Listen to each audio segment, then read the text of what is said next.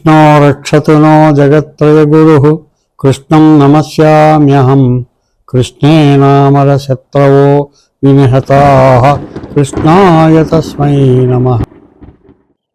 ओम श्री गुरुभ्यो नमः। कृष्णो रक्षतु नो जगत्त्रयगुरुः कृष्णं नमस्याम्यहम् कृष्णेनामरशत्रवो विनिहताः कृष्णाय तस्मै नमः। कृष्णादेव समुत्थितं जगदिदं कृष्णस्य दासोऽस्म्यहं कृष्णे तिष्ठति विश्वमेतदखिलं हे कृष्ण संरक्ष माम्। वसुदेवसुतं देवं कंसचाणूरमर्दनं देवकी परमानन्दं कृष्णं वन्दे जगद्गुरुम्। ओम श्री गुरुभ्यो नमः। శ్రీకృష్ణ పరమాత్మనే నమః. ప్రియ భగవద్బంధువులారా, మనము సప్తమోధ్యాయం పూర్తి చేసుకున్నాం. జ్ఞాన విజ్ఞాన యోగం. అష్టమోధ్యాయము అక్షర బ్రహ్మ యోగము. దీన్ని ప్రారంభించే ముందు ఒక్కసారి జ్ఞాన విజ్ఞాన యోగంలో ముఖ్యమైన అంశాలు ఒకటి రెండు సార్లు మనం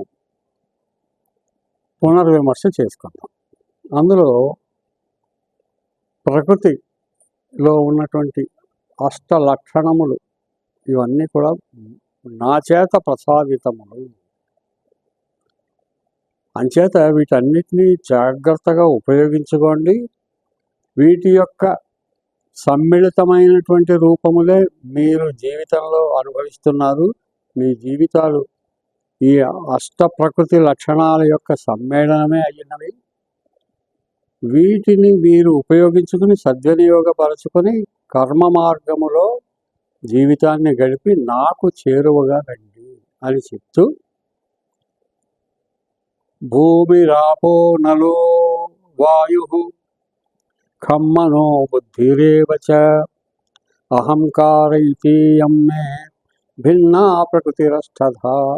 భూమి ఆపహ అంటే నీరు, అనలహ అంటే అగ్ని, వాయువు గాలి, ఖం ఆకాశము అంటే శూన్యము, నీలో ఉన్న మనస్సు, నీలో నేనే అవతరించి మీకు నిత్యము అనుక్షణము దారి చూపే బుద్ధి రూపంలో ఉన్నది నేనే ఆ బుద్ధి.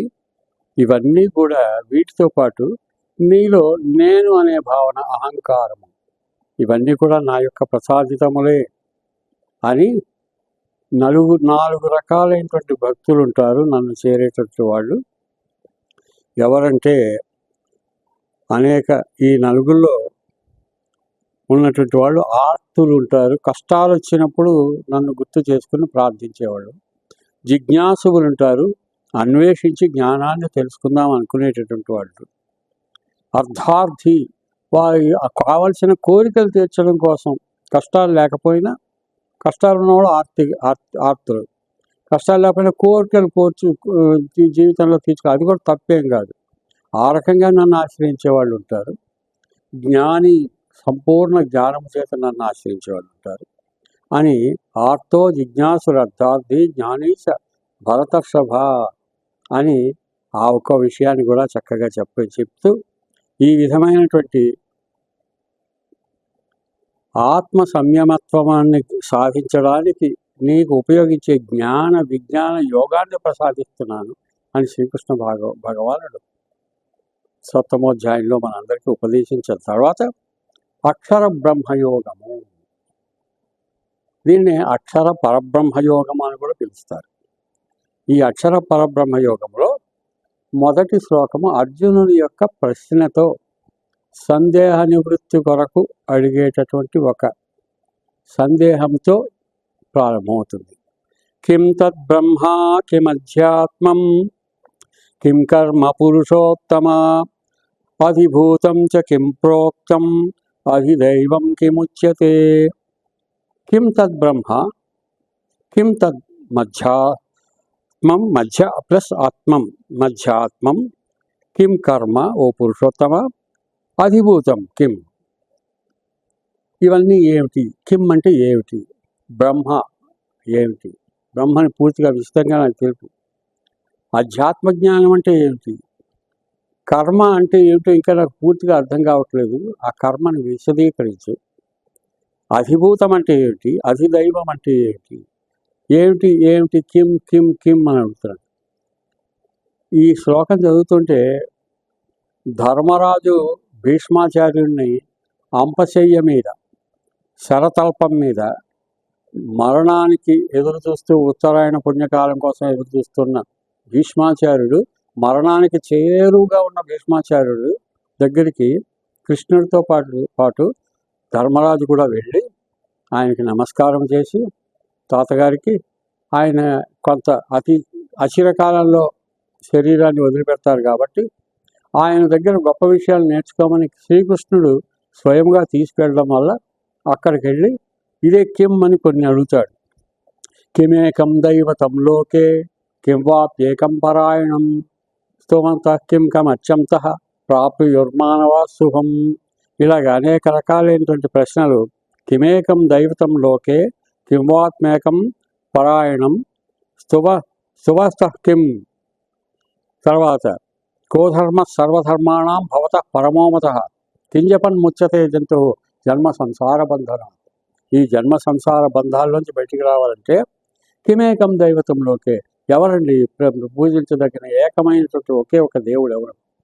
ఇలాగ అనేక ప్రశ్నలు అడిగాడు. ఆ ధర్మరాజు తమ్ముడే ఇప్పుడు స్వయంగా ఎదురుకుండా ప్రత్యక్షముగా నిలబడి ఉన్నటువంటి శ్రీకృష్ణుడు కిం తద్బ్రహ్మ కిమధ్యాత్మం కిం కర్మ పురుషోత్తమ అధిభూతంచ కిం ప్రోక్తం అధిదైవం కిముచ్యతే అని అడిగి సందేహాలు అడుగుతుంటే శ్రీకృష్ణ పరమాత్మ ఈ విధంగా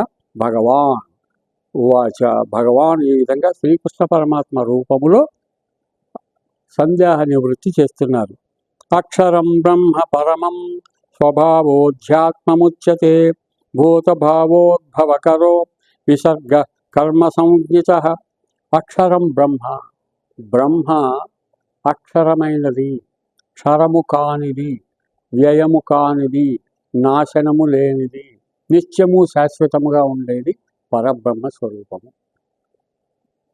పరమం మనందరికీ కూడా అత్యున్నతమైనటువంటి ఈ జన్మని ఇచ్చినటువంటి ఒక గొప్ప సృష్టికర్త పరమాత్మ. ఆ శక్తి పరబ్రహ్మ. స్వభావ అధ్యాత్మముచ్యతే. ఈ విధంగా పరబ్రహ్మని గురించిన జ్ఞానాన్ని తెలుసుకోవడం ఆధ్యాత్మిక జ్ఞానం అవుతుంది. అత్యున్నతమైనటువంటి కర్మాచరణ చేయమని చెప్పాను మీకు. ఆ కర్మాచరణ ఎవరైతే అత్యున్నతమైనటువంటి మార్గంలో, నేను చెప్పిన మార్గంలో చేస్తారో వాళ్ళు ఆధ్యాత్మిక సంపన్నులు అవుతారు. అదే అధ్యాత్మము. భూత భావోద్భవకరో, ఇలా కాకుండా ఉన్నట్లయితే భూత భవిష్యత్ వద అంటే జీవులకు ఉండేటువంటి ఆశలన్నిటికీ లొంగి ఉన్నట్లయినట్లయితే ఆ వాటికన్నిటి అధిభూతము అంటారు. అధిభూతం, అధిదైవికం, అధ్యాత్మం. అది యజ్ఞం ఇంకొక పేరు. అధిభూతం, అధిదైవికం, అది యజ్ఞం. ఈ అధిభూతం అంటే ఇప్పుడు మీరంతా కూడా ఓ అర్జున ఈ సంసార లంపటంలో కొట్టుకుని బాధపడుతున్నారు, ఎన్నో ఆశలతో జీవిస్తున్నారు. ఇది అధిభూతం. అధిదైవికం అంటే దేవుని యొక్క జ్ఞానాన్ని, దేవుని గురించి ఆలోచిస్తూ దైవ కృప కోసం, కటాక్షము కోసం ప్రయత్నము చేసి ఈ జన్మము అశాశ్వతమని తెలుసుకోవడం. అధియజ్ఞం అంటే తెలుసుకున్న దాన్ని ఆచరణలో పెట్టి జీవితాన్ని ఒక యజ్ఞముగా నిర్వహించడం అని వివరంగా 2-3 శ్లోకాల్లో చెప్తారు. అక్షరం బ్రహ్మ పరమం స్వభావ అధ్యాత్మం ఉచ్యతే భూతభావ ఉద్భవకరో విసర్గ కర్మ సంజ్ఞిత.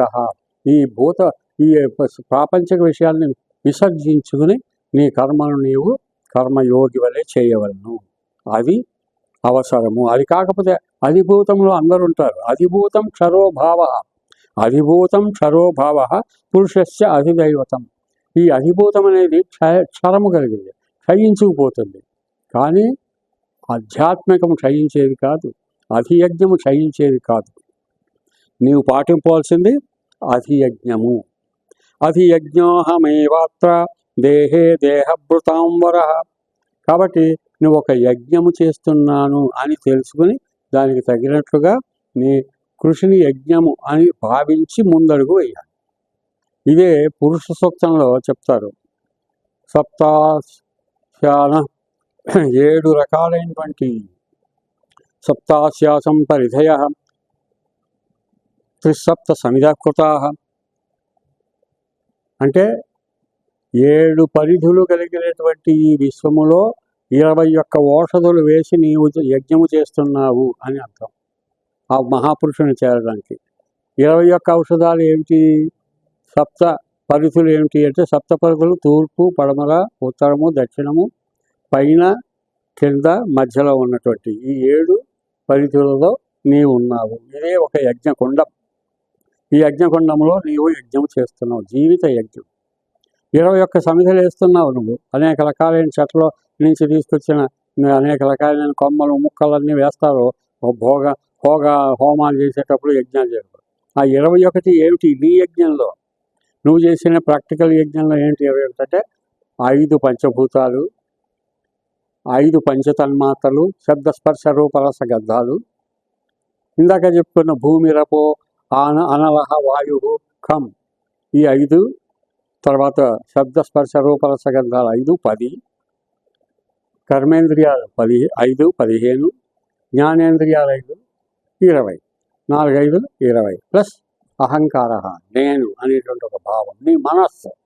ఈ 21 ఆ నీ యజ్ఞంలో అందులో ఆహుతి చేసి పరమాత్మ అంతా పరమాత్మమయమే అనే విషయం తెలుసుకో. ఎంత గొప్ప విషయం చూడండి.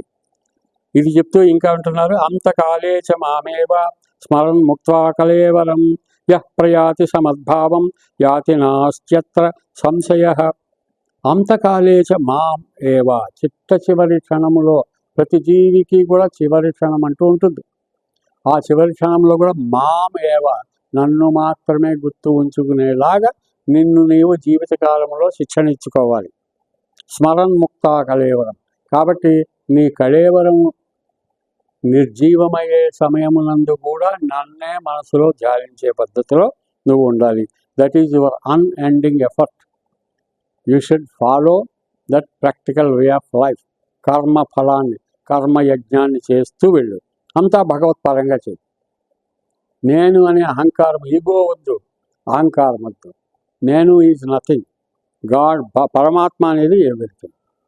యః ప్రయాతి సమద్భావం, ఎవరైతే ఈ విధంగా చేస్తారో నా భావంతో, యాస్తి నాస్తి అత్ర సంశయ, సంశయం లేకుండా చక్కగా వాళ్ళు తరించిన వాళ్ళు అవుతారు. ఆ విధంగా తస్మాత్ సర్వేషు కాలేషు మాం అనుస్మర యుధ్య చ మయ్యర్పిత మనోబుద్ధి మామే వైశ్యస్య సంశయం. ఇంకా నీకు అర్థమైందో లేదో రిపీట్ చేస్తున్నా విను. తస్మాత్, ఆ విధంగా, సర్వేషు కాలేషు, అన్ని కాలముల యందు, అంటే భూత భవిష్యత్ వర్తమానాలు మూడిట్లోనూ, నీకు కష్టాలు వచ్చినప్పుడు, నీకు సుఖాలు వచ్చినప్పుడు, నీకు ఆనందం ఉన్నప్పుడు, బాధ ఉన్నప్పుడు, సర్వేషు కాలేషు మాం అనుస్వర యుధ్యచ, ఈ యుద్ధంలో నన్ను అనుసరించు, యుద్ధం చేయి. మనకేమిటి ఇక్కడ అర్థం? యుద్ధం, మన జీవితం కూడా యుద్ధమే. మంచి చెడుల మధ్య యుద్ధం. చెడు వచ్చి మనల్ని డామినేట్ చేస్తూ ఉంటుంది. దాన్ని దూరంగా పెట్టి పరమాత్మ యొక్క అనుగ్రహంతో మనం మంచిని పాటిస్తూ ఉంటాం. ఇది ఒక యుద్ధమే. కాబట్టి మనం నన్ను మాత్రమే స్మరించు, మాం అనుస్మర, నా స్పృహలో నువ్వుండు, నన్ను గురించిన ఆలోచనలో ఉండు. మయ్యి అర్పిత మనోబుద్ధి, నాకు అర్పించిన మనస్సు, నాకు అర్పించిన బుద్ధి నీ దగ్గర ఉండాలి. మామే వైశ్యస్య సంశయం, కాబట్టి ఈ విషయంలో ఏ సంశయము లేకుండా చెయ్యాలి. అంటే ఇదంతా ఒకేసారి వచ్చేస్తుందా సార్? వచ్చేస్తుందా? ఓ కృష్ణ నాకు వచ్చేస్తుందని ఎంత గొప్పవాడినా అంటే కాదు, కాకపోవచ్చు. అభ్యాసయోగయుక్తేన చేతసా నాన్యగామినా పరమం పురుషం దివ్యం యాతి పార్థానుచింతయన్. ఓ Partha, అభ్యాసయోగయుక్తేన, the more you practice, the more you will be the master of the thing. నువ్వు ఎంత చక్కగా నువ్వు 1కి 4 సార్లు ప్రాక్టీస్ చేస్తావో, అభ్యాసం చేస్తావో, నేర్చుకుంటూ వెళ్తావో, ప్రాక్టికల్గా నీ చేతులారా పనిచేస్తావో అది నీకు తేలికైపోతుంది నాయన. ఏదైనా అవుతుంది. చేతసా అన్యగామిన, వేరే ధ్యాసల్లోకి వెళ్ళొద్దు, వేరే అట్రాక్షన్స్లోకి వెళ్ళొద్దు. పరమం పురుషం దివ్యం యాతి పార్థ అని చెప్పారు. పరమ పురుషుడైనటువంటి దివ్యుడైనటువంటి పరమాత్మని నీవు నీ మనస్సులో శాశ్వతంగా స్థాపించుకో. నీ దేహమే ఒక దేవాలయం. ఆ దేవాలయంలో పరమాత్మని స్థాపించు, ప్రతిష్ఠ చేసుకో. కవిం పురాణమనుశాసితారం అణోరణీయాంస మనుస్మరేభ్య సర్వస్వ దాతారమచింత్య రూపం, సర్వస్య ధాతారమచింత్య రూపం ఆదిత్యవర్ణం తమసః పరస్తాత్. సూర్యుడు ఉదయించగానే ఎలాగ చీకట్లన్నీ వెళ్ళిపోతాయో అలాగే అచింత్య రూపమైనటువంటి ఈ వేద మూర్తులందరూ, మహా ఋషులు, మహాయోగులందరూ కొనియాడినటువంటి ఈ పరమాత్మ సామాన్యుడు కాదు. అణోరణీయాంశ మనుస్మరేజ్య, ఒక అణు రూపంలో ఉండగలడు, ఒక బృహత్ రూపంలో ఉండగలడు, చిన్న రూపంలో మైన్యూట్ చీమ తలకాయలో 1000 వంతు కూడా ఉండగలడు, మహాపర్వతం వలె కూడా ఉండవచ్చు, అనేక పర్వతముల యొక్క ఒక పోగు వలె కూడా ఉండవచ్చు. అంతా వ్యాపించి ఉన్నాడు. విశ్వే వ్యాపయతి విష్ణు. అలా ఉన్నటువంటి అంటే దీన్నే విష్ణు సహస్రనామంలో చెప్తారు. అణుద్బృహక్కుశస్థూల గుణభుర్నిర్గుణో మహాన్. అణు చిన్నది, బృహత్ కృశ స్థూల, గుణభృత్ నిర్గుణ. పరమాత్మ ఎలా వర్ణించాడు? అణుబృహత్ కృశ స్థూల గుణభృత్ నిర్గుణో మహాన్. అదే వర్ణాన్ని ఇక్కడ కృష్ణ పరమాత్మ చెప్పాడు. అణోరణీయాంశ మనుస్మరేజ్య. కాబట్టి అణువు నుంచి మహా గొప్ప అనేక రకాలైనటువంటి గొప్ప గొప్ప పరిస్థితుల వరకు అంతటా వ్యాపించి ఉన్నటువంటి పరమాత్మ నీలో కూడా ఉన్నాడు కదయ్యా. కాబట్టి నువ్వు కొత్తగా ఆయన్ని స్మరించడం కాదు, ఆయన ఉన్నాడు అని గమనించి అటువైపు నీ మనస్సుని మలచుకో అని చెప్పారు. దీనికి మార్గం ఏమిటి అంటే, ఓం ఇచ్చేకాక్షరం బ్రహ్మ వ్యాహరన్ మాం అనుస్మరన్ యః ప్రయాతి సందేహం సయాతి పరమాం గతిం. మొత్తానికి సృష్టి అంతటికీ మూలమైనటువంటిది ఓంకారము, ప్రణవనాదము. ఈ ఓంకార ప్రణవనాదము నా సృష్టి. నేను ఆ ఓంకారములోంచి నీవు ఏదైతే నీ జీవితంలో అగత్యముగా తప్పనిసరిగా పాటిస్తావో, శబ్దము, స్పర్శ, రూప, రస, గంధాలు, వీటన్నిటినీ నీవు అనుభవిస్తున్నావో, వాటి మీద ఆధారపడుతున్నావో, ఇవన్నీ ఆ ఓంకారములోంచి వచ్చినవి. ఆ విషయాన్ని గ్రహించి పరమాత్మగా భావించి నీ దేహము చరించే వరకు నీవు అదే పరమగతి, చరించిన తర్వాత కూడా అదే గతి. పరమాత్మ యొక్క సాన్నిహిత్యమే, పరమాత్మ యొక్క సాన్నిహిత్యమే నీకు గతి. అంటే మనం ఒక పని మీద ఇంట్లోంచి బయటకు వెళ్ళి ఆ పని చూసుకున్నాక మనకి తెలియకుండానే మన కాళ్ళు మన ఇంటి వైపు వస్తాయి. ఏదైనా ఊరు వెళ్ళాం, చాలా 100 మైళ్ళ అవతల, 1000 మైళ్ళ అవతల ఏదో పని ఉంటే వెళ్ళాం. కానీ పని అయ్యాక మళ్ళీ రైలో, బస్సో, ఫ్లైటో ఏదో ఎక్కి మళ్ళీ మన ఇంటికి వచ్చి, మన ఇల్లు చిన్నదైనా 3 గదుల ఇల్లు అయినా ఇంటికి రాగానే ఒక ఆనందం, ఇంట్లో ఉన్నామనగానే ఒక సంతోషం. మన ఇంటికి మనం వచ్చాం. అవతల ఎంత సంపదలో ఉన్న చోటుకి వెళ్ళినా మన ఇంటికి వచ్చినప్పుడు సామాన్య గృహంలో కూడా హాయిగా ఉంటాం. ఎందుకు? ఇది మన ఇల్లు. అలాగే నీ ఆత్మ యొక్క ఇల్లు పరమాత్మ యొక్క సాన్నిహిత్యం. కాబట్టి పరమాత్మ దగ్గర నుంచి వచ్చిన జీవులందరూ పరమాత్మనే చేరుతారు. దీన్ని సంస్కృతంలో ఇయాస అంటాం. ఇయాసువులం మనమంతా. అంటే ఏ ఇంటి నుంచి వచ్చామో ఆ ఇంటికి వెళ్ళే వాళ్ళందరినీ ఇయాసువులు అంటారు అని ఈ విధంగా శ్రీకృష్ణ పరమాత్మ చెబుతూ, నన్నే చేరతారు మీరు అంటే మీలో ఉన్న సుగుణాల వల్ల, మీలో ఉన్న కర్మయోగజ్ఞత వల్ల, దానివల్ల ఆ రకమైనటువంటి అభ్యాసం వల్ల మీరు నన్ను చేరుతారు. మాముపేత్య పునర్జన్మ దుఃఖాలయమ శాశ్వతం నాప్నువంతి మహాత్మానః సంసిద్ధిం పరమాం గతాః. అంటే అందరూ మహాత్ములు కాకపోవచ్చు, అందరూ కర్మయోగులు కాకపోవచ్చు, కొంతమంది కోరికలతో నన్ను పూజిస్తారు. మాం ఉపేత్య పునర్జన్మ దుఃఖాలయం అశాశ్వతం నా ఆప్నువంతి. ఈ కోరికలతో చేసిన వాళ్ళకి పునర్జన్మ ఉండవచ్చు, ఎందుకంటే వాళ్ళ కర్మ పరిపక్వ కాలేదు కాబట్టి. కానీ ఏ కోరిక లేకుండా కర్మయోగంగా చేసిన వాళ్ళు నా ఆప్నువంతి, వాళ్ళకి పునర్జన్మ ఉండదు. ఈ విషయాన్ని గమనించి పునర్జన్మలో మళ్ళీ మనం చేసిన పాప పుణ్యముల చేత మన కర్మల వల్ల అది జంతువుగా పుట్టచ్చు, వృక్షంగా పుట్టచ్చు, కీటకముగా పురుగులా పుట్టచ్చు, ఎలా పుట్టచ్చు, ఏ విధంగా పుట్టచ్చు చెప్పలేము. కాబట్టి మనం మంచి మార్గములోనే మనం మన జీవితాన్ని శ్రీకృష్ణ పరమాత్మ ఇచ్చినటువంటి ఆ చూపిన ఆదర్శంలో మనం వెళ్ళినట్లయితే మనకి పునర్జన్మ ఉండదు. మాం ఉపేత్య పునర్జన్మ దుఃఖాలయం అశాశ్వతం. అశాశ్వతమైనటువంటిది దుఃఖాలయం అంటే దుఃఖంతో నిండినటువంటి ప్రదేశం. అది ఆ జన్మలు వద్దు. నా ఆప్నవంతి, అటువంటివి నీకు రావు. మహాత్ముడిగా నీవు జీవించు. మహా ఆత్మ అంటే గొప్ప ఆత్మ కలిగి ఉండి, అంటే ఏ పరమాత్మ మనకి ప్రసాదించాడో ఆ ఆత్మతో మనము కర్మయజ్ఞం చేయి. ఒక గృహస్థుగా, ఒక ఉద్యోగి, ఒక వ్యాపారి, ఏదో నువ్వు ఏ మార్గాన్ని ఎన్నుకుంటే ఆ మార్గంలో 100% రూపాయలు న్యాయపరంగా, ధర్మపరంగా. ధర్మో రక్షతి రక్షిత. నువ్వు ధర్మాన్ని రక్షించు. ఆ ధర్మం నేనేం చేస్తుంది? పరమాత్మ సాయుధ్యానికి తీసుకెళ్తుంది.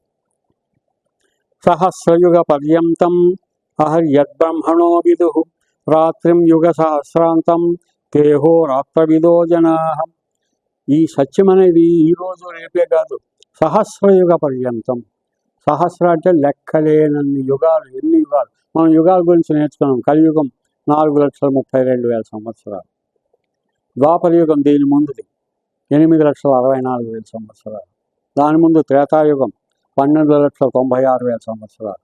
దాని ముందు కృతయుగం 17,28,000 సంవత్సరాలు. ఈ 4 యుగాలు కలిపితే 43,32,000 సంవత్సరాలు. ఇది ఒక చతుర్యుగం, ఇది ఒక చతుర్యుగం. ఇటువంటి చతుర్యుగాలు అనేకం చేస్తే ఒక మన్వంతరం అంటే కోటాను కోట్ల సంవత్సరాల మన్వంతరం అవుతుంది. ఇవన్నీ కూడా నా సృష్టి. సహస్రయుగ పర్యంతం అహర్యద్బ్రహ్మణో విదుః. పరమాత్మకి ఇవన్నీ తెలుసు. ఆయన యొక్క సిలబస్ అన్నమాట, ఆయన యొక్క ప్రణాళిక. ఆ ప్రణాళిక ప్రకారం సృష్టి అంతా నడుస్తుంది. రాత్రిం యుగ సహస్రాంతం తేహో రాత్రవిదో జనా. మీకు రాత్రి అని ఇచ్చినది నేను, పగలు అని ఇచ్చినది నేను. రాత్రి అనేది మనకి ప్రత్యేకంగా సూర్యుడు ఉదయిస్తున్నాడు అంటాం, సూర్యుడు అస్తమించాడు. అసలు సూర్యుడు ఏనాడు ఉదయించడు, ఏనాడు అస్తమించడు. సూర్యుడు అలాగే ఉండి తన చుట్టూ తను తిరుగుతూ ఉంటాడు. ఆ సూర్యుడిలోంచి బయటపడినటువంటి ముక్కలు తిరిగి తిరిగి గుండ్రంగా తయారై గ్రహాలై, ఈ గ్రహాలన్నీ వాటి చుట్టూ అవి తిరుగుతూ సూర్యుడి చుట్టూ తిరుగుతూ ఉంటాయి. ఈ తిరగడంలో గృహాల్లో ఈ భూగ్రహం తీసుకుంటే, ఈ భూమి సూర్యుడికి సూటుగా ఉన్నప్పుడు సూర్యుడి ప్రకాశం పడుతుంది కాబట్టి ఆ సూటుగా ఉన్నటువంటి ఆ ప్రదేశం ఏదైతే ఉందో అవి ఖండాలు కావచ్చు, ఖండాల్లో దేశాలు కావచ్చు, అది పగలు అవుతుంది ఆటోమేటిక్గా. ఆ పడని వెనక వైపు ఉన్నటువంటి దేశాలు, ఖండాలు, వాటికి రాత్రి అవుతుంది. ఎందుకంటే వాటి మీద వెలుగు పడదు కాబట్టి చీకటి అవుతుంది. ఇవే మళ్ళీ గరగరా తిరగడంలో ఇవి మళ్ళీ సూర్యుడికి సూటిగా వచ్చినప్పుడు వీటికి పగలవుతుంది. ఈ సిస్టమ్ అంతా ఈ ఒక గొప్ప మ్యాథమెటికల్ సిస్టమ్ ఎవరు ఏర్పరిచారు? పరమాత్మ ఏర్పరిచారు. ఇలాంటి సూర్యుడు ఎంతమంది? కోటాను కోట్ల సూర్యుడు. ఎన్ని గ్రహాలు ఉన్నాయి? మనకున్న నాలెడ్జ్ ఏమైనా ఉన్నదా మనకి? మనం ఏదో అనుకుంటున్నాం, కాదు. మన అంచనాల ప్రకారం లేదు సృష్టి. అందుకనే పురుష సూక్తంలో చెప్తారు, పాదోస్య విశ్వభూతాని త్రిపాదశ్యామృతం దివి అని చెప్తారు. మనకేదో చాలా తెలుసు, నా అంత గొప్ప లేదనుకుంటాం మన ఆంభావంతో. పాదహ అస్య విశ్వభూతాని. ఈ విశ్వంలో జీవరాశుల గురించి మనకున్న జ్ఞానము పాదహ. పాదహ అంటే 1/4 1/4 అంటే 25% నాలెడ్జ్ ఉన్నట్టు అనుకుంటాం. అది కూడా మనలో మేధావులు ఏదైనా ఉంటే. త్రిపాదశ అమృతం దీవి, మిగిలిన 75%. త్రిపాదములు, మిగిలిన 3 భాగాలు ఆ జ్ఞానాన్ని 4 భాగాలు చేస్తే ఒక భాగమే మనకు తెలుసు, అది కూడా తెలియదు. ఓకే అంటున్నా అర్థం చేసుకోవడానికి. 3 భాగాలు అమృతం దివి ఆకాశంలో ఉంటుంటే గొప్ప విషయాలు మనకేం తెలుస్తాయి? కాబట్టి మనకి పరమాత్మ యొక్క ఆ మహత్తు ఎంత గొప్పదో, ఆ మహాత్మ్యము, ఆ మహోన్నతమైనటువంటి ఆ పరమాత్మ లక్షణము మనకి ఏనాడు అవగతం కాదు. నేనే నీకు రాత్రి పగలు అని భావించుకునేలాగా నేను సృష్టించాను. So everything is gifted by God.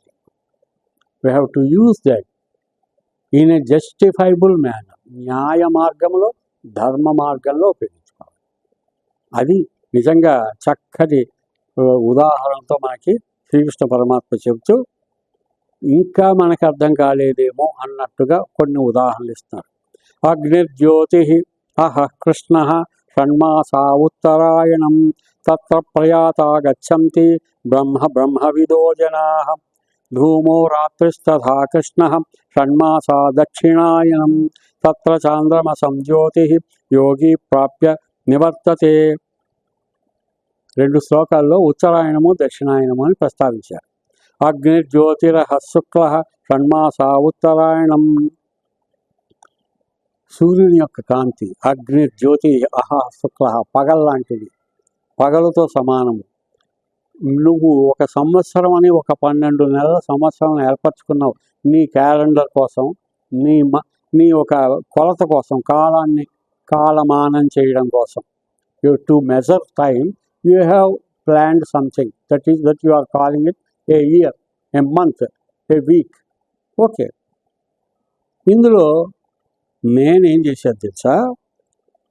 అగ్ని జ్యోతితో సంబంధించినటువంటి అనేక రకాలైన జ్ఞానంతో నువ్వు పరిపూర్ణంగా ఉంటే నీ జ్ఞానముతో కూడిన ప్రయాణాన్ని ఉత్తరాయణము అనాలి. అజ్ఞానముతో కూడిన ప్రయాణాన్ని దక్షిణాయనము అనాలి. అంటే ఉత్తరాయణమంతా పగలు వలె చక్కటి ప్రకాశముతో మిలమిలా మెరిసిపోతూ ఉంటుంది. మన శరీరంలో కూడా కుడివైపు పింగళ నాడి, ఎడమవైపు ఇడనాడి, ఇడ పింగళ అని ఉంటాయి. ఇడ అంటే అంతా చీకటి, పింగళ అంటే వెలుగువైపు ప్రయాణము, జ్ఞానంతో ప్రయాణం చేయడం. శరీరంలో కూడా ఒక ఉత్తరాయణం, ఒక దక్షిణాయనం ఏర్పాటు చేశాడు పరమాత్మ. చాలామందికి ఈ విషయం తెలుసుకోవాల్సిన అవసరం ఉంది. Ida Pingala. Ida it represents darkness, Pingala represents the great light of knowledge. దాన్ని ఉత్తరాయణము, దీన్ని దక్షిణాయనం అంటారు. మనకి దీనికోసం, మన సౌలభ్యం కోసం జనవరి 14 నుంచి ఇంకా జూలై 16 వరకు ఒక ఆయనము, తర్వాత ఉన్నంతా ఇంకొక ఆయనము. ఉత్తరాయణాన్ని పుణ్యకాలము, తర్వాతది దక్షిణాయనము పుణ్యకాలం కాదు అట. కానీ దక్షిణాయనం 6 నెలల్లో ఎవరైనా పోతే వాళ్ళు నరకానికి వస్తారా? మన పెద్దలు ఎందుకు చెప్పారంటే, జ్ఞాన మార్గము, అజ్ఞాన మార్గము అనే దాన్ని ఉదాహరణగా మనం గుర్తుంచుకోవడం కోసం మనకి సంవత్సరంలో దక్షిణాయనం, ఉత్తరాయణం అని చెప్పారే కానీ పూర్తి జ్ఞానంతో కూర్చున్నది ఉత్తరాయణం అవుతుంది. మనము దక్షిణాయనం అంటే అజ్ఞానములో ఉండకూడదు అని అర్థం. కాబట్టి పింగళ, కుడి భాగం అంతా పింగళ జ్ఞాన సంబంధమైనది, ఈడ అంతా కూడా మన యొక్క నిత్య కర్మ సంబంధమైనటువంటిది. దీన్ని మనం తెలుసుకోవడం కోసం అగ్నిర్జ్యోతిరహ శుక్ల, అగ్ని జ్యోతి అహహ శుక్ల, ఈ 4 కూడా వెలుగే. అగ్ని వెలుగు, జ్యోతి వెలుగు, అహహ అంటే పగలు వెలుగు, శుక్ల అంటే తెలుపు వెలుగు. ఇవంతా కూడా ఉత్తరాయణం. అలాగే ధూమ రాత్రి తథా కృష్ణ. ధూమ అంత పొగబారిపోయి మబ్బులు వేసేసి పొగబారిపోయి చీకటి, రాత్రి చీకటి, కృష్ణ నలుపు, ఇదంతా దక్షిణాయనం. కాబట్టి ఇది చంద్ర సంబంధమైనది, అది సూర్య సంబంధమైనది. ఉత్తరాయణము సూర్య సంబంధము, దక్షిణాయనము చంద్ర సంబంధము. శుక్లకృష్ణే గతి హ్యేతే జగత శాశ్వతే మతి ఏకయాయాచ్యనావృత్తిం అన్యయా వర్తతే పునః. మీరు సంవత్సరాన్ని ఉత్తరాయణం, దక్షిణాయనం అంటారు. అలాగే నెలలు కూడా మీరు విభజించుకున్నారు. ఎలాగా? శుక్లపక్షం, కృష్ణపక్షం అని. శుక్లపక్షం అంటే పాడ్యమి నుంచి పౌర్ణమి వరకు రోజు రోజుకి వెన్నెల పెరుగుతూ ఉంటుంది. పెరుగుతూ పౌర్ణమి నాడు సంపూర్ణమైనటువంటి వెన్నెల, సంపూర్ణముగా కాబట్టి పౌర్ణమి. అదంతా కూడా చక్కటి వెలుగు. తర్వాత అప్పటి నుంచి మళ్ళీ బహుళపక్షం ప్రారంభమవుతుంది. కొద్దిగా వెలుగు తగ్గడం, మళ్ళీ వెలుగు తగ్గడం, ఇంకో రోజు వెలుగు తగ్గడం, ఇంకో రోజు, ఇలా చివరికి అమావాస్యకి వస్తుంది. అది శుక్లపక్షం, ఇది కృష్ణపక్షం. అంటే దీన్ని ఉదాహరణగా మనకి భగవంతుడు అర్థం చేసుకోమని ఎందుకు వాతావరణ సంబంధమైనటువంటి ఏర్పాటు ఎందుకు చేశాడు పరమాత్మ అంటే, జ్ఞానాన్ని అభివృద్ధి చేసుకో, అజ్ఞానాన్ని తగ్గించుకో అనే మనకి ఒక నర్మగర్భంగా ఇండైరెక్ట్గా చెప్పడం కోసం మనకి ఆయన చేసిన శాశ్వతమైన ఏర్పాటు ఇది. ఈ సంవత్సరంలో ఉత్తరాయణాలు, దక్షిణాయనాలు, నెలలో మాసములో శుక్లపక్షం, కృష్ణపక్షం, ఈ విధంగా. అంటే సూర్యుడు మన టీచర్ అన్నమాట, ఇవన్నీ బోధిస్తున్నాడు. చంద్రుడు మరొక టీచర్. ఈ సూర్యచంద్రుల్ని సృష్టించిన ఆ పరమాత్మ అంతకని మించిన జగద్గురువు లేడు. నిజంగా మన ఆధ్యాత్మికం, మన దేశం ఎంత గొప్ప ఆధ్యాత్మిక దేశమో, ఏ పాయింట్ తీసుకున్నా అందులో చాలా లోతుగా తరచి చూసిన కొద్దీ మన యొక్క బాగు కోసం, మన యొక్క మంచి కోసం, మనం సుఖంగా శాంతిగా బతకడం కోసం మనకి చూపించే దారులే ఇవన్నీ. ఇంత గొప్ప సైన్స్ మనకి పరమాత్మ ఈ విధంగా ప్రసాదించాడు. అది కూడా ఈ శ్రీమద్ భగవద్గీత రూపంలో మనకి వీటన్నిటినీ పోల్చి చెప్తున్నాడు, వీటన్నిటినీ ఉదాహరణలుగా చెప్తున్నాడు. జ్ఞానం ఎలా అభివృద్ధి అవుతుంది, అజ్ఞానం ఎలాగ సంకుచితం కావాలి అని చెప్తూ ఈ రకంగా నైతే స్మృతి పార్థజానం యోగి ముహ్యతి కశ్చన, దీన్ని తెలుసుకున్నటువంటి వాడు యోగి అవుతాడు. జ్ఞాన అజ్ఞానముల యొక్క భేదాన్ని తెలుసుకొని మనము పరమాత్మ వైపు ధ్యానాన్ని మళ్లించాలి. ఎందుకంటే పరమాత్మకి భేదం, ఆయన భేదరహితుడు, మనము భేద సహితులం. మనకు ఆ భేదాలు ఉంటాయి, అందువల్ల మనకి ఖేదం పెరిగిపోతుంది. ఆయనకి భేదం లేదు, మనకి ఖేదం ఎక్కువైపోతుంది. ఖేదం అంటే విచారం, దుఃఖం. మనం ఖేదం పెంచుకోకూడదు, భేదాలు పెట్టుకోకూడదు. తస్మాత్ సర్వేషు కాలేషు యోగయుక్తో భవ అర్జున.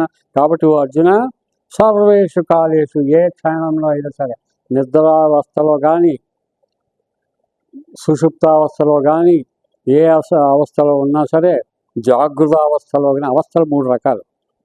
జాగృతావస్థ మేల్కొని ఉన్న సమయం, సుషుప్తావస్థ నిద్రావస్థ నిద్రపోయే సమయం, సుషుప్తావస్థ అంటే గాఢ నిద్రలో ఉన్నటువంటి సమయం. కాబట్టి ఎందులో ఉండు, జ్ఞానాన్ని మర్చిపోకు, పరమాత్మ యొక్క మహాత్మ్యాన్ని మర్చిపోకు. ఈ విషయం వేదాలు ఘోషిస్తున్నాయి, యజ్ఞాలు ఘోషిస్తున్నాయి, తపోమూర్తులందరూ ఋషులు ఘోషిస్తున్నారు. దానం అనే ఒక గొప్ప గుణం కలిగినటువంటి మహాత్ములంతా బోధిస్తున్నారు. పుణ్యమూర్తులను మనం ఎవరినైతే ఆరాధిస్తామో వాళ్ళంతా కూడా పోషిస్తున్నారు. తెలియని వాళ్ళు ఎవరు లేరు, అయ్యాను కూడా తెలుసుకో. వేదేషు యజ్ఞేషు తపస్సు చైవ దానేషు యత్పుణ్యఫలం ప్రదిష్టం అచ్చేతి తత్సర్వమిదం విదిత్వా యోగీ పరం స్థానముపైతి చాద్యం. వేదేషు యజ్ఞేషు తపస్సు చ ఇవ దానేషు యత్ పుణ్యఫలం ప్రదిష్టం అచ్చేతి తత్సర్వమిదం విదిత్వా యోగీ పరం స్థానముపైతి చాద్యం. నీ శక్తిని నువ్వు తెలుసుకో. Don't compare your self with others. వేదాల యొక్క సారమిదే, యజ్ఞముల యొక్క సారమిదే, తపోధనం యొక్క సారమిదే, దానబలం వల్ల వచ్చేటటువంటి మహాపుణ్యం ఇదే. ఇవన్నీ కూడా ప్రతిష్ఠీకరింపబడినట్టు పుణ్య ఫలములు. ఇవన్నీ చేసి కొంతమంది మహావిజ్ఞానమూర్తులు వేదం నేర్చుకుని మహా విద్వాంసులై, వేద పండితులై, జీవితమంతా కూడా వేదాన్ని అనుసరించి వెళ్ళేది వచ్చేది నా దగ్గరికి. యజ్ఞాలు చేసిన మహాత్ములందరూ, ఉత్తమోత్తమ భక్తులందరూ వచ్చేది నా దగ్గరికి. తపోధనులందరూ కూడా ఇదే. దానము చేసినటువంటి మహాత్ములందరూ చేరేది నన్నే. పుణ్యఫలం వల్ల వచ్చేది నన్నే. అయితే నువ్వు ఈ ఒక్క చిన్న విషయం తెలుసుకుని నీ కర్మయోగిగా నువ్వు సన్యాసం తీసుకోక్కర్లే, వేదాలు అభ్యసనం చేయక్కర్లే, తపస్సు చేయక్కర్లేదు. ఇదే తపస్సు అనుకో, దానాలు చేయక్కర్లే శక్తికి మించి. కానీ నీవు కర్మయోగిగా నీ డ్యూటీ నువ్వు 100% న్యాయంగా, if you perform your duty in a justifiable manner, in a sacrificing manner, in a highly commendable manner, అందరూ నిన్ను ఆదర్శంగా తీసుకునేటటువంటి పద్ధతులను చేసినట్లయితే నువ్వు కూడా ఒక వేదమూర్తి వచ్చినట్టుగా డైరెక్ట్ నా దగ్గరికి వస్తావు. వేదం చదవకపోయినా ఏం చేయకపోయినా వస్తావు. వేదేషు యజ్ఞేషు తపస్సు చేయవ, దానేషు యత్ పుణ్యఫలం ప్రదిష్టం, ఆ పుణ్యఫలం అంతా నీకు వస్తుంది. అచ్చేతి సర్వమిదం విదిత్వ, ఆ సర్వము నీకు వస్తుంది. యోగి పరం స్థానము పైకి చాధ్యం. కాబట్టి నువ్వు యోగి అవుతావు. కాబట్టి ఒక కర్మయోగిగా నిలబడి నీ పని నువ్వు చెయ్యి. ఎదురుకుండా ఉన్నవాడు నీ బంధువా కాదా, పెద్దవాడా చిన్నవాడు, your duty is to attend the war, do the war. And ఎవరైతే దుష్టులు ఉన్నారో దుష్ట శిక్షణ శిష్ట రక్షణ చెయ్యి. మనకేమిటి ఇక్కడ చెప్పేది? నీ యొక్క డ్యూటీ ఏదైతే ఉందో, ఉద్యోగమో వ్యాపారమో ఏది, ఒక భర్తగా ఒక భార్యగా ఒక కొడుకుగా, నువ్వు ఏ అవతారములో తాత్కాలికంగా అక్కడ ఉంటావో, ఏ డ్యూటీలో అక్కడ ఉంటావో, మనం రోజు అవతారాలు ఎత్తూ ఉంటాం. ఇంట్లో ఉంటే గృహస్థు, బయటకు వెళ్తే ఉద్యోగి, అలాగే రకరకాల రూపాల్లో ఉంటావు. ఆ రూపాలన్నిటికీ దేనికి దానికే న్యాయం చేయి. దేనికి దానికే న్యాయం చేయి. అన్యాయం చేసినట్లయితే నీవు అత్యున్నత మూర్తులందరూ అందుకున్నటువంటి గొప్ప మహోత్ ఫలితాన్ని నీవు అందుకోగలుగుతావు అని సెలవు చక్కగా ఇస్తూ మనందరికీ ఈ విధమైనటువంటి కర్తవ్య నిర్వహణ గురించి సమగ్రమైన ఉదాహరణలతో మనకిస్తూ శ్రీకృష్ణ పరమాత్మ 8వ మనకి అక్షర బ్రహ్మయోగ నామ అధ్యాయంలో ఈ విధమైనటువంటి జ్ఞానోపదేశం చేశారు. ఓం తత్సదితి శ్రీమద్భగవద్గీతాసు ఉపనిషత్సు బ్రహ్మ విద్యాయాం యోగశాస్త్రే శ్రీకృష్ణార్జున సంవాదే అక్షర బ్రహ్మయోగో నామ 8వ సర్వం శ్రీకృష్ణార్పణమస్తు.